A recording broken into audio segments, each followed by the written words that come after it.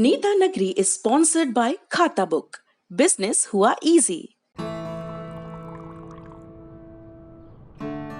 Meeting के साथ इनकी कटिंग चाय चलती रही क्योंकि उस्मान भाई की डेयरी चलती रही। लॉकडाउन में जिंदगी चली क्योंकि लोकल दुकानें चली। खाता बुक की ओर से इन सभी लोकल दुकानदारों को दिल से सलाम।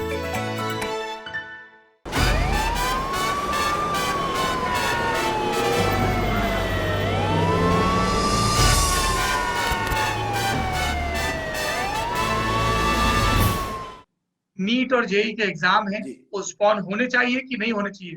बताइए। एक तरफ तर्क है एकेडमिशियंस का और एक वर्ग का, इतने डाउनलोड हो गए। शिक्षा मंत्री रमेश पोखरियाल कह रहे हैं इतने डाउनलोड हो गए, 150 एकेडमिशियंस, सब मुझे हो जाएगा, प्रेशर है, this is the new normal. और दूसरी तरफ है कि साहब बाढ़ की दिक्कत है, ट्रांसपोर्टेशन की दिक्कत है, सेफ्टी सिक्योरिटी की दिक्कत है। दो पैरेलल तर्क चल रहे हैं, सोशल मीडिया पे ट्रेंड चल रहे हैं।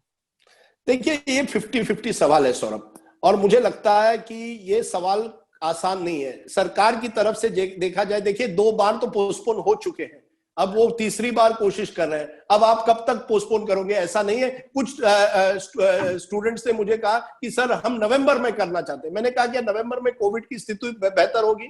उन्होंने कहा नहीं, लेकिन नवंबर में बाढ़ की स्थिति बेहतर होगी। तो मैंने कहा केवल बाढ़ के लिए आप चुनाव नहीं पोस्टपोन करवा सकते। हालांकि मैं जानता हूं कि बिहार चुनाव नहीं, एग्जाम देखिए, केवल बाढ़ की वजह से आप एग्जाम पोस्टपोन नहीं कर सकते। हालांकि बिहार के कई राज्यों में, गुजरात में, यूपी में बहुत बाढ़ है, और ये सितंबर का महीना बहुत खराब होता है।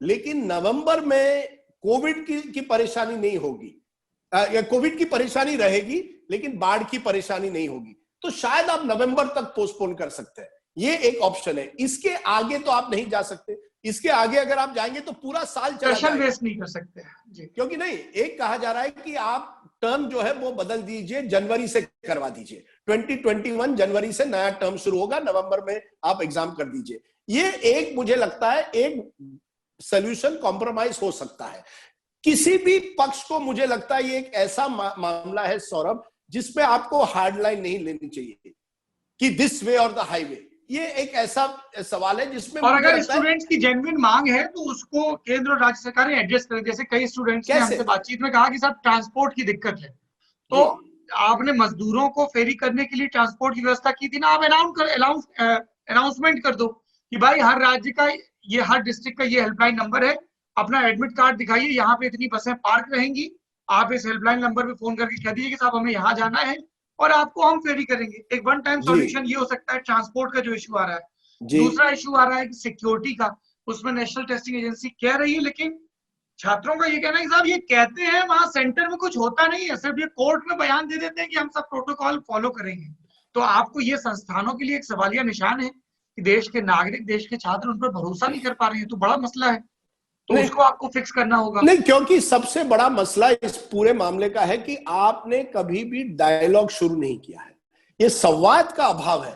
ये केवल आप दिल्ली में ब्यूरोक्रेट्स और जो एनटीए के लोग हैं, या जो एचआरडी मिनिस्ट्री के लोग हैं, अब एजुकेशन मिनिस्ट्री बन गई है, उनके जो बाबू हैं या उनके जो नेता हैं, वो ये निर्णय तय नहीं कर सकते। आपको इसको डिसेंट्रलाइज करना चाहिए था। प्रॉब्लम क्या है?